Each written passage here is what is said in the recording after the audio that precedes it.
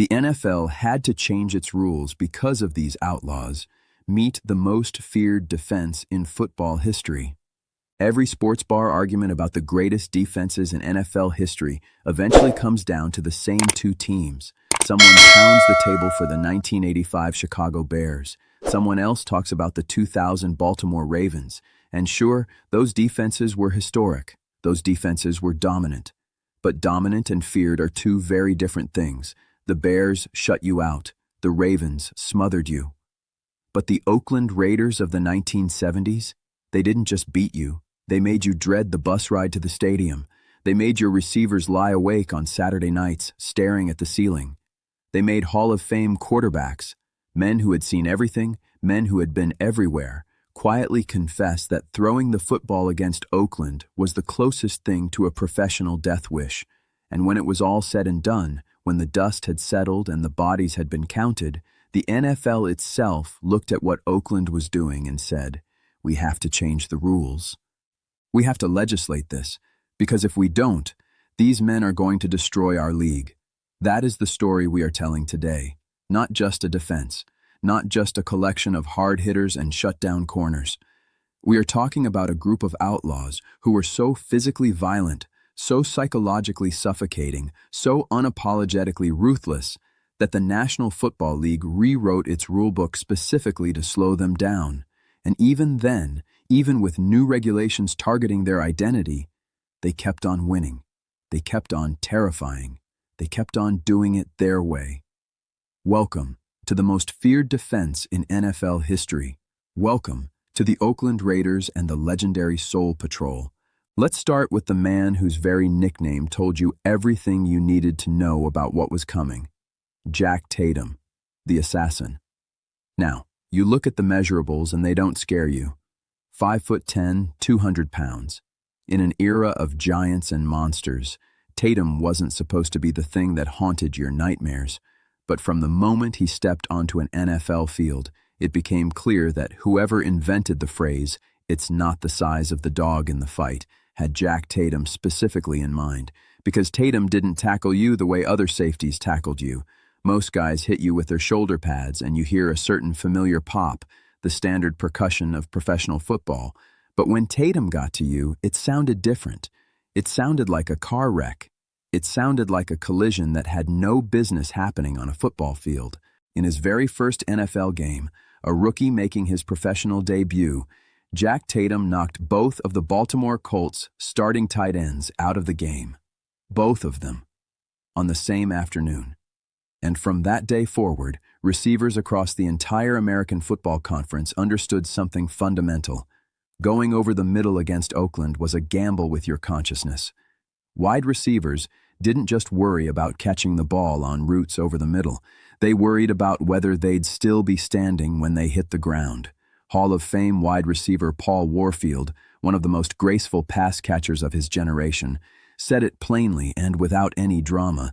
When you went over the middle against Oakland and didn't account for Tatum and his running mate George Atkinson, you would not be in the game long without being carried off the field. That's not trash talk. That's a Hall of Famer telling you the honest truth about what it was like to play against this defense. Tatum intercepted 37 passes over his career and returned them for 736 yards. He set an NFL record in 1972 with a 104-yard fumble return against the Green Bay Packers, a record that stood for nearly 3 decades. He earned 3 straight Pro Bowl selections from 1973 through 1975, proving beyond any doubt that he was as much a playmaker as he was a punisher. But the statistics, as impressive as they are, don't tell the whole story. What the statistics cannot capture is the psychological warfare that Tatum waged before the first snap of every game.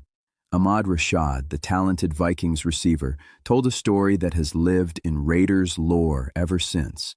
Before Super Bowl XL, with Minnesota preparing to face Oakland, Tatum walked into a room where Vikings players were relaxing and playing cards. He didn't say a word. He walked to the back of the room, stepped into a closet, stood there in silence for a couple of minutes, then walked back out and left the building. Not one Viking laughed. Not one of them said a word until Tatum was gone. That, ladies and gentlemen, is psychological domination. That's a man who didn't need to say a single thing to fill an entire room with dread. But Tatum's legacy would eventually carry a shadow that no amount of Pro Bowls or interceptions could lift. In 1978, in a preseason game against the New England Patriots, Tatum delivered a hit on wide receiver Darryl Stingley that left Stingley paralyzed from the chest down. By the rules of the day, it was a legal hit. No flag was thrown, no suspension was handed down. But the football world looked at what happened to Darryl Stingley and saw the most devastating consequence imaginable of the way this defense played. Tatum never apologized for the hit. He was sorry that Stingley got hurt, he made that clear. But to apologize for the way he played football, that, in his words, was never going to happen. And that tells you everything about the mentality that made the Soul Patrol so terrifying and so controversial in equal measure. Now, playing alongside the assassin was the man who, in many ways, embodied the soul of the Soul Patrol every bit as much as Tatum did: George Atkinson. The Hitman. You want to talk about an unlikely success story? Here's one for you. Atkinson was a 7th-round pick out of Morris Brown College, a tiny HBCU in Atlanta, Georgia.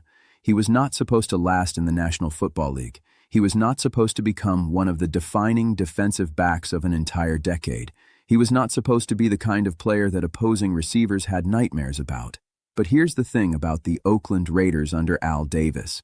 They had a gift for finding players that the rest of the league had underestimated, underdrafted, or completely missed, and turning them into weapons. As a rookie, Atkinson returned a punt 86 yards for a touchdown in his very first professional game. He then set an NFL record with 205 punt return yards in a single game against the Buffalo Bills that same season, a Raiders record that still stands today. He earned AFL Defensive Rookie of the Year honors and spent the next decade making sure that every wide receiver in the AFC knew his name and feared what came with it. Over his career, Atkinson piled up 30 interceptions and consistently showed up in the biggest moments. But his real legacy was not the statistics. His real legacy was the fear.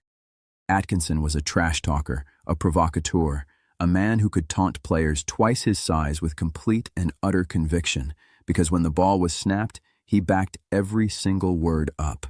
He broke Russ Francis's nose with a forearm hit. He concussed Lynn Swann of the Pittsburgh Steelers on multiple occasions with the same move, a forearm coming across the side of the head when the receiver wasn't even looking, when the ball hadn't even been thrown his way. Steelers head coach Chuck Noll watched this happen twice and finally, publicly, branded Atkinson part of football's criminal element. The lawsuit that followed went nowhere. What did stick was the label. And inside the Oakland locker room, being called part of the criminal element wasn't an insult. It was a badge of honor. Hall of Fame quarterback Fran Tarkenton, who felt the Soul Patrol's wrath firsthand when Oakland demolished his Vikings in Super Bowl eras, said there was simply nothing like them. And when the NFL finally responded to Oakland's suffocating secondary by instituting the 5-yard chuck rule in 1979, Tarkenton explained exactly why it had become necessary. Receivers could not get off the line of scrimmage against Atkinson, Tatum, Brown, and Thomas. They were so physical, so strong, so relentless at the line of scrimmage that he would have to wait and hope his guys could get open before he got killed behind them. And then there was Willie Brown. If Tatum was the violence and Atkinson was the chaos, Willie Brown was the genius. Undrafted out of Grambling State, Willie Brown went through Buffalo and Denver before Al Davis recognized what he had in 1967 and brought him to Oakland. What followed was one of the most distinguished careers in the history of the cornerback position. Brown was the Raiders' defensive captain, the master of the bump-and-run technique, a coverage style that treated every receiver who dared to line up against him as an opponent in a one-on-one war. When Willie Brown jammed you off the line, receivers said, it wasn't just a redirect, it wasn't a shove, it was a fight. You were in a war that started before the quarterback even called signals. Brown finished his career with 54 interceptions, tied for the most in Raiders history, and earned 9 Pro Bowl selections, a number that speaks to a longevity of excellence that is genuinely extraordinary. In postseason football, where the pressure magnifies every mistake, Brown was at his absolute best. He embarrassed legends. He picked off Brian Grease. He picked off Terry Bradshaw. He picked off Len Dawson. He returned those interceptions for touchdowns. If you were a Hall of Fame quarterback playing in the AFC in the 1970s, the odds are very good that Willie Brown made you look foolish at least once. And completing the Soul Patrol was Skip Thomas, who earned his nickname through no feat of violence, but rather through a passing comment by a teammate who thought he looked like a cartoon character named Dr. Death. The name fit his game perfectly. A seventh-round pick in 1972, Thomas shocked the football world with back-to-back 6-interception seasons in 1974 and 1975. At 6'1" and 205 pounds, he was bigger and more physical than most corners of his era, built exactly for the Raiders' brand of punishing bump-and-run coverage. His swagger was legendary even in a locker room that had no shortage of it. Dr. Death embodied the Raiders' fearless, confrontational identity in the secondary, and together with Brown, Tatum, and Atkinson, he formed the most intimidating group of defensive backs the professional game has ever produced. But this defense was not built entirely in the secondary, because behind every great set of defensive backs, there needs to be a front seven that can generate enough pressure to make everything else work, and the Raiders had exactly that. They had, among others, the most wonderfully bizarre linebacker in the history of professional football, a 6'7" human tornado named Ted Hendricks, the Mad Stork. Born in Guatemala City, Hendricks became the first Guatemalan-born player in NFL history. With arms that seemed to extend in every direction and a wingspan that made offensive linemen question everything they thought they knew about blocking angles, Hendricks was a force unlike anything opposing offenses had seen at the linebacker position. By the time Al Davis sent 2 first-round draft picks to the Green Bay Packers to acquire him in 1975, Hendricks was already a champion, already a proven commodity, but in silver and black, something was unleashed. Over his 9 seasons with the Raiders, Hendricks compiled 61 sacks, 26 interceptions, 16 fumble recoveries, 25 blocked kicks, an all-time NFL record, and 4 career safeties, tying the NFL record. The blocked kicks number alone tells a story. 25 kicks blocked in a career. The NFL Football Journal named him the greatest punt and kick blocker of all time. He was the defensive coordinator's nightmare given physical form, a player so long, so instinctive, and so disruptive that he could impact a game in a dozen different ways on any given Sunday. But the statistics, again, only tell part of the story, because Ted Hendricks was also, by virtually all accounts, an absolutely magnificent lunatic. He showed up to practice on horseback on one occasion. He showed up to another in a full costume. He wore a pumpkin on his head on Halloween. He was the kind of player who could terrorize an opposing quarterback with a perfectly timed blitz and then turn around and tell a joke that left his teammates in tears, all within the span of 5 minutes. Kenny Stabler called him a bit of a goofball. Teammates described him as a very strange human.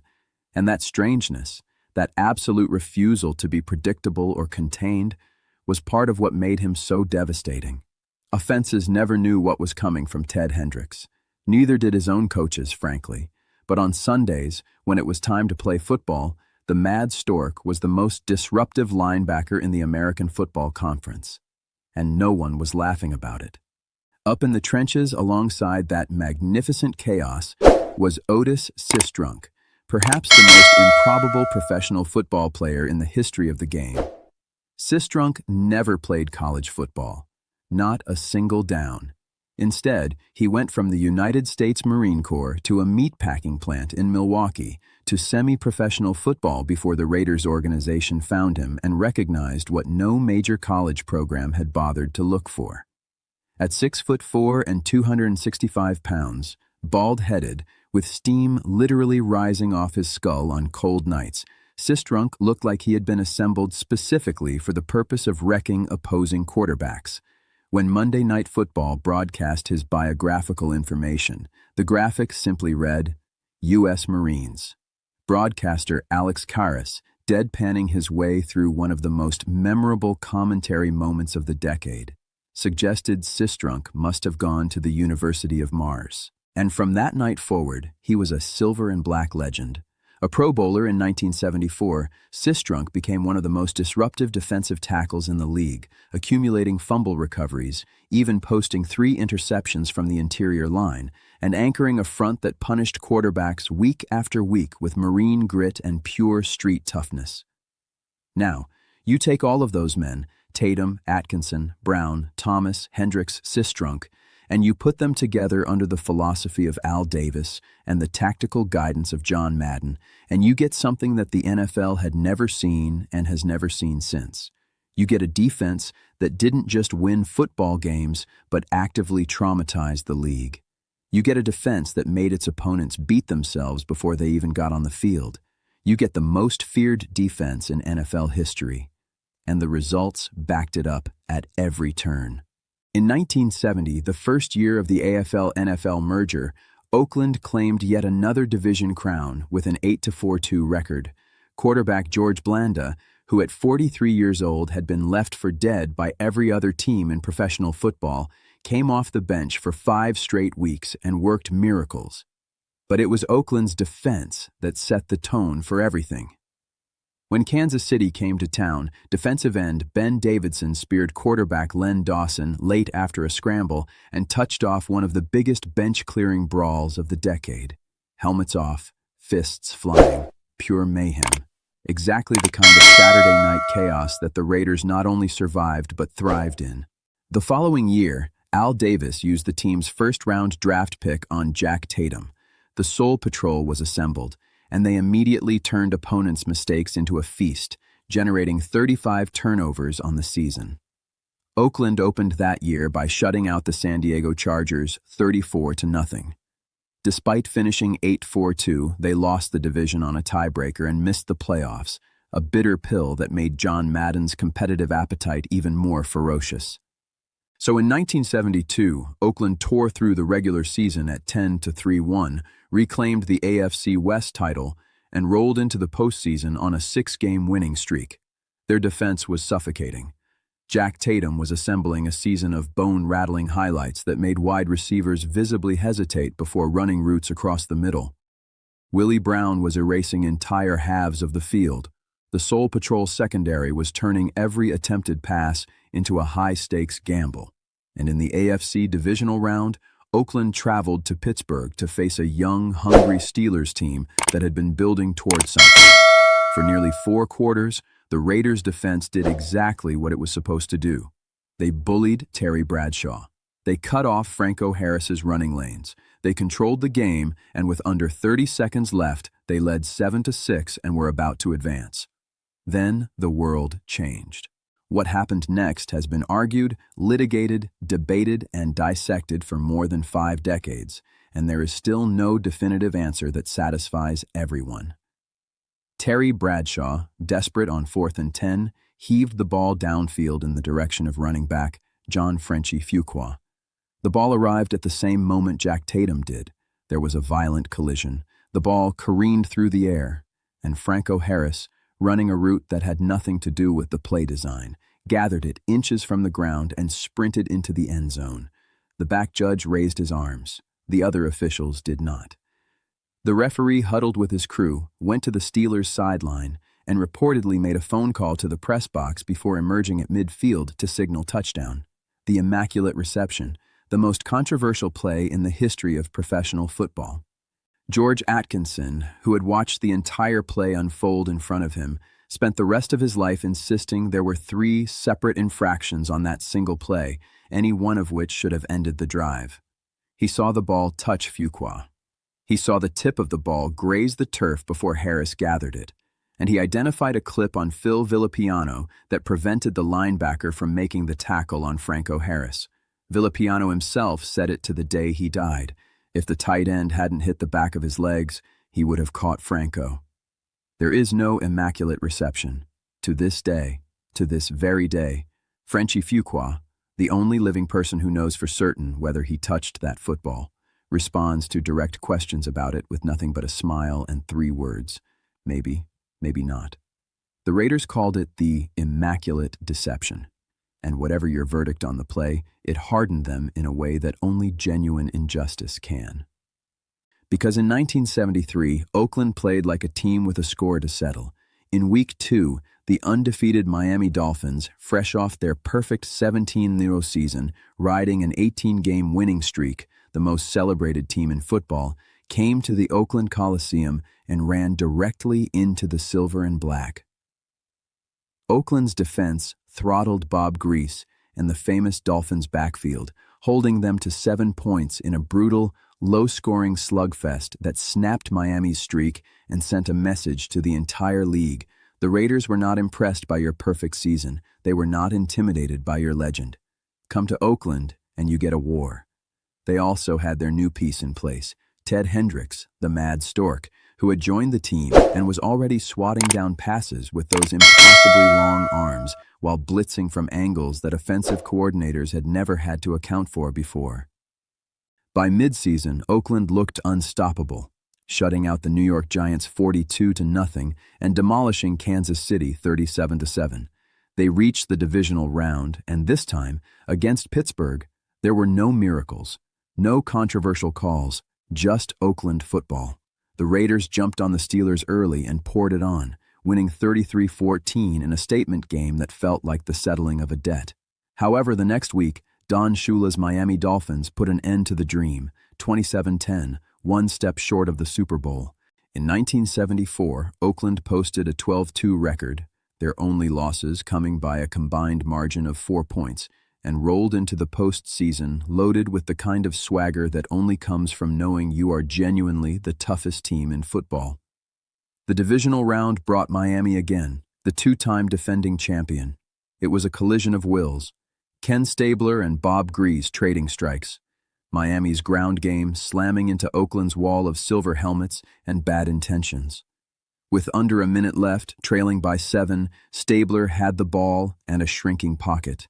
He rolled left, every Dolphins defender closing, and somehow, impossibly, off balance and about to be dragged to the turf, he flicked the ball into the end zone where Clarence Davis, not the intended receiver, not even close to being the intended receiver, fought through a literal sea of Dolphins defenders to pull it against his chest.